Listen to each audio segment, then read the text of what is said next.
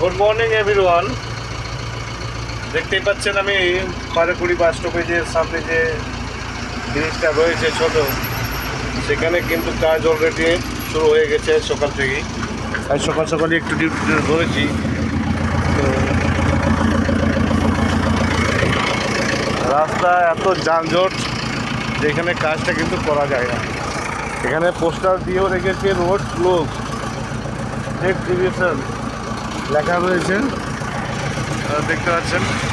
তবু কিন্তু এটা রুলস কিন্তু ফলো কোনো গাড়ি করছে না। এবং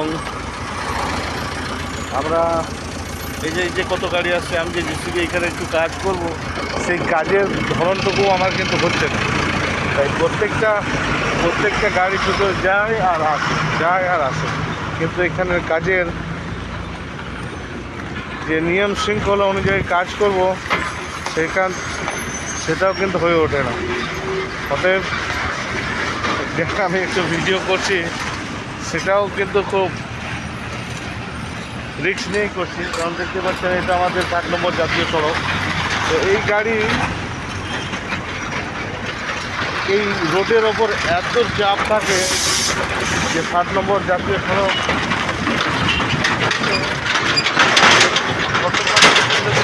কিন্তু আজকাল দেখতে পাচ্ছি প্রচণ্ড জাম। আমার এক ভাই এনারাও কাজে ব্যস্ত রয়েছে। তো ওনাদেরকে আমি কিছু মাল মেটেরিয়াল যেমন পাথর, সিমেন্ট, বালি এগুলো এনে পৌঁছে দেবো জিসিবির বাকেটে করে, সেটাও কিন্তু হয়ে উঠছে না, খুবই কষ্ট হচ্ছে। তো এই পজিশনটা আমি দেখিয়েছিলাম ঝোড় জঙ্গল হিসাবে।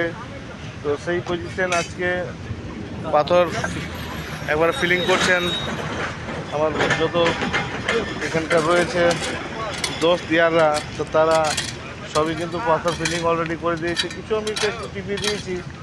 অতএব এইখানটায় তো ওনারা সিমেন্ট দিয়ে পরিপূর্ণ করে একবার প্লাস্টারের মতন করে দেবে, যেন সে বাঁধা ঘাট যেমন আমাদের গ্রামগঞ্জে হয় পাথরের, সেই রকম।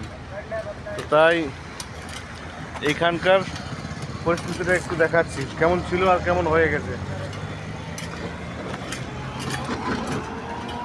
যাই দেখি কি লাগবে বলছে, আর একবার হয় 1 বাকেট পাথর নইলে বালি, তো এইগুলো আমাকে নিয়ে আসতে হবে। তো রোডের কাজে কিন্তু অলরেডি খুবই মজা আছে কাজ করে।